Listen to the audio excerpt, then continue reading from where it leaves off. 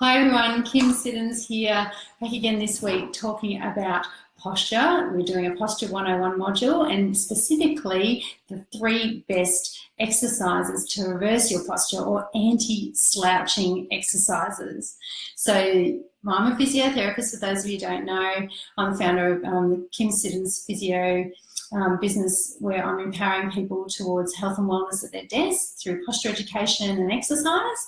And I hope what you can learn today will help you out in terms of feeling less pain and have more energy at your desk. So we've been talking in our workstation workout page this week about whether or not slouching really is that bad for you. So everyone talks about slouching and I was like, oh, don't slouch. Probably remember mum saying, sit up straight. Is it really that bad for you? And if so, why? Why is it bad or why is it not bad?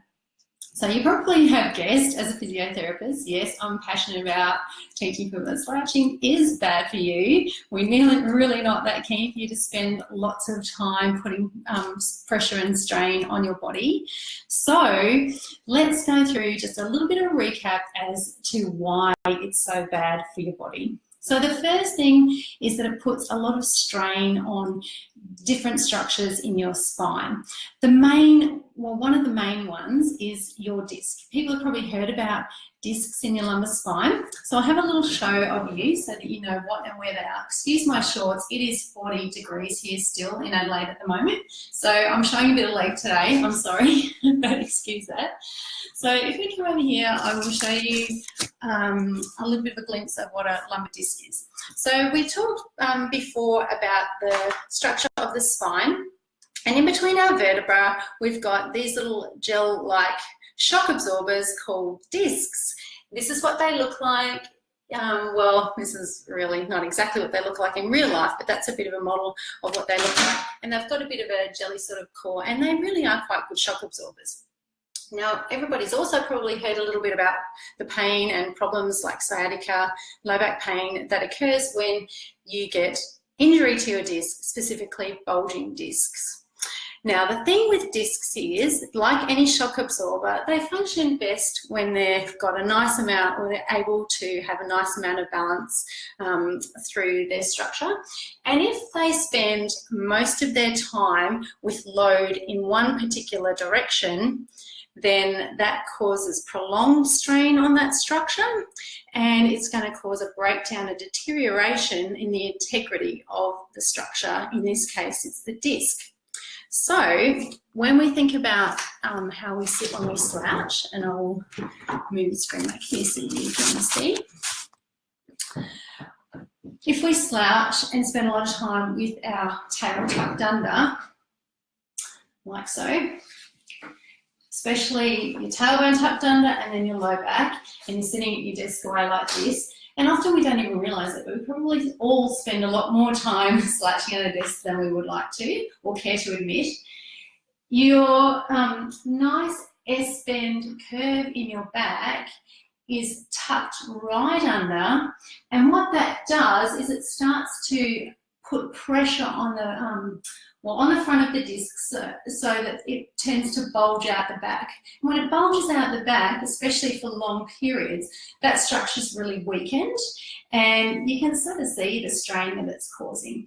So we're really not that keen to spend a lot of time slouching because of our discs. All right, so moving right along, we've got many other structures in our spine that make up our spinal unit, but another structure is ligaments. And ligaments are, like you probably, most people would know about, ankle sprains, knee joint sprains, all sorts of ligament sprains. Our spine has ligaments as well. And when we sit in this curved posture, again with our tail tucked under, we're really hanging off our ligaments, especially up through here, and again down through this mid and lower back area. So if you're sitting at your desk, you might be typing away and concentrating on the screen, using your mouse. It sort of goes without saying that after a while, you're really, because you're very inactive and not using your muscles to straighten up, you are pretty much hanging off your ligaments. Now, could you imagine if you stood up and stood on the outside of your ankle for a long period? So if you turn your foot in so that you're sort of stressing the outside of your ankle, if you were to then stand at it or sustain that for any length of time, that would really hurt and wouldn't be very comfortable. And eventually the outside of your ankle would become weakened and you'd feel it and you'd get off it. Well, the thing with our spine is, because it's not right at the end of our movement range, we could probably double over a little bit further. We don't often become aware of it because we're still in that mid-range, even though it is a pretty nasty strain on our spine. We're not always made to be aware straight away. So we often spend a lot more time hanging off the ligaments in our back without being aware, and before pain becomes really our prompt. Often we'll feel stiff, and that might become a bit of an indicator for you to think, oh golly, I've been here too long and I need to do something about how I'm positioned. But by the time you actually feel pain or stiffness, the damage is already being done, I'm afraid. So it's much better to be proactive and try and do, as I've taught you before, wiggle your bottom back in your seat, lean back into your backrest, bring the weight of your head back over your shoulders, and try and take the load off the ligaments in your spine. Your body will thank you very much for that. The other problem with prolonged ligament strain in this area is that the body starts to become stiffer and you start to develop arthritic changes. And everybody's probably noticed, elderly people specifically, that have started to become hunched forward in their posture and thought, oh golly, how did they ever get like that? Well, it starts early, and we don't notice all these little increments of stiffness and postural decline happening, and often if we don't do anything about it early enough, it becomes a little bit too late and it's super hard to reverse. So much better to be proactive. So that's why we're going through some exercises in a minute. But before we do that, the last structure that I was going to talk to you about today is the load on the postural muscles, our special core muscles in our back, that really get switched off. So that's the final thing I want to talk about, address with how bad slouching is for you. The fact that when you've sat in that position for any length of time, our core postural muscles are really, they're not being encouraged to switch on, rather than being in a nice balanced position. So you can see with the spine in its S bend that we've talked about before, the muscle system is quite balanced front and back. And so you've got a nice amount of muscles at the front, a nice amount of muscles at the back. And when you are maintaining your healthy curve in your spine, they will balance themselves out quite nicely. Of course, when your tail tucks under and the C curve happens, I talk about quite a bit, that balance is all put out of kilter, and all of a sudden these muscles at the front, as you're succumbing to gravity, start to develop a lot more stiffness and a lot more tightness, and these ones at the back tend to switch off even further. So you become in a bit of a cycle of weakness and tightness. Weakness at the back, tightness at the front, and as you sit there longer and longer, your muscles are less and less inclined to want to work to correct you. So you tend to get in this cycle of progressing more and more with gravity, and less unless you start to activate the right muscles, less likely to balance that out by using the muscles that actually support your spine and take the load off your structures. Okay, so let's get to it. Now that you've soaked up all that content, it was probably a bit hard going for this time of night, but we're going to get through to a couple of my favourite exercises for using the anti-gravity muscles, or your postural muscles, that are the best ones, or some of the best ones, to switch on to start to change up the way that you sit and strengthen your endurance for sitting in a good posture. Now, as I've mentioned before, it all starts with reminding yourself very often to sit with your bottom back in your chair, lean back in your backrest, and open out your chest. Bring the weight of your head back over your shoulders. That's a great place to start, because the first ones we're going to do, we're not even going to get out of our chair. That's the beauty of it. A lot of you will be sitting at your desks during the day, and if you've got a couple of little go-to things to do, voila, you can start to just intersperse little regular bits of exercise throughout your day to drastically change the way your muscle systems work.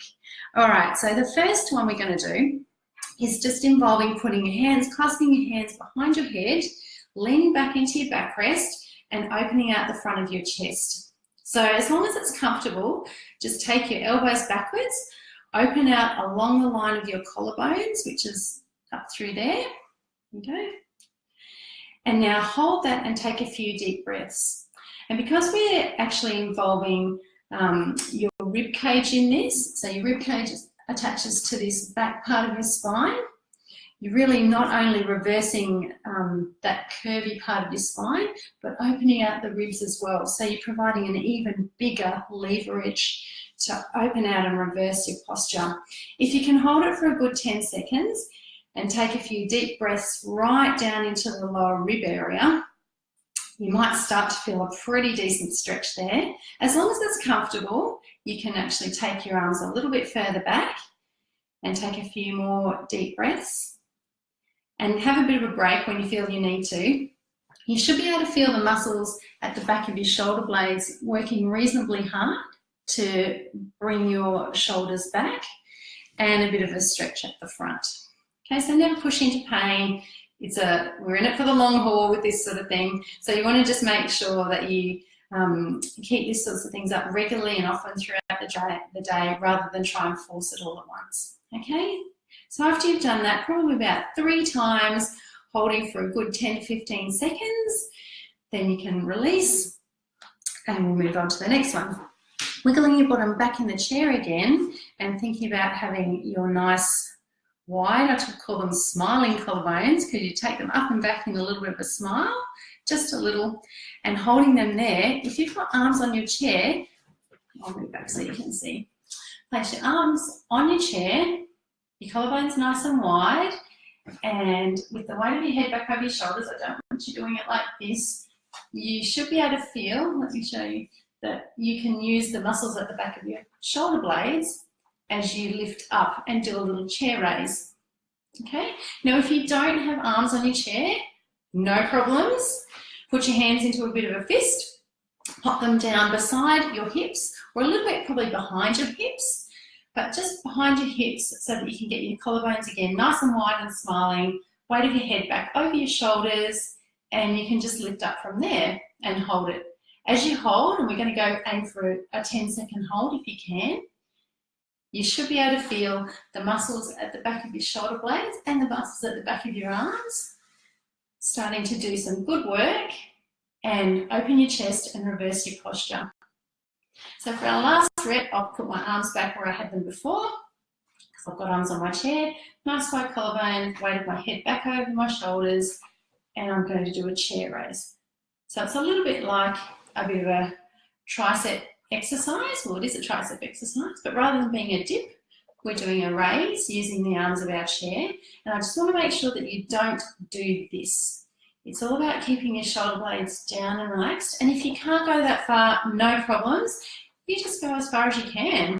Even getting yourself into that posture and taking a little bit of weight off your bottom makes a massive difference. Now, last one, I'm going to show you actually how to do a little bit of a Pilates type exercise to improve your posture.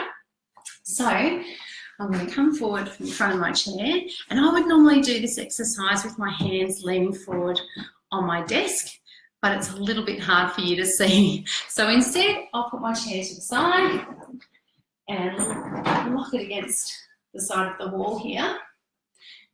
And with my collarbones in their nice wide position and my head nice and tall, I'm going to try and do like a Pilates exercise where you would actually stabilise through one arm and turn away with the other.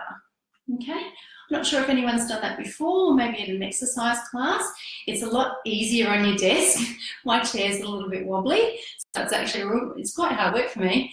But if you can get yourself into a position where you put some weight through your arms, now you want to make it as easy or as hard for you as you would like, but if I bring my legs in a little bit further and I have my feet hip width apart, that makes life a lot easier, and I can actually slowly take some weight through this arm, again nice wide collarbones, and open up my chest and back down. Again, I'm going to do the other side now, so open up my collarbones, stabilise through my shoulder, and rotate to the other way and back down. And if you want to make it harder, you just take your feet back a little bit further. Open up your chest, turn away and back down. And we'll try one more on the other side. Take weight through your arm, open up your chest and back down. So as I said before, I would usually probably prefer to actually just stand leaning on my desk to do that one and open up that way and come down and try the other way.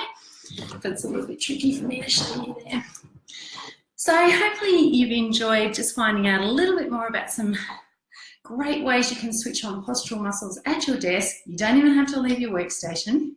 And try and see if you can get a little bit more exercise in your day, start to move more regularly throughout your day, and use it as a bit of a prompt to then sit back down, wiggle back in your chair, lean back, and make sure you set yourself off for the next half hour or so in a great posture. Now, your challenge for this week is twofold.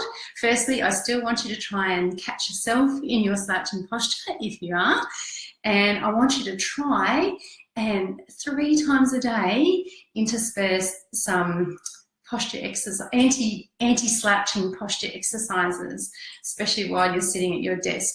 If you're sitting at the couch, that's totally fine too. Just put your hands behind your head, start out, do some stretching with great muscle activation, and you'll find you feel a whole lot better. And I would love to inspire you to take more action towards health and wellness at your desk.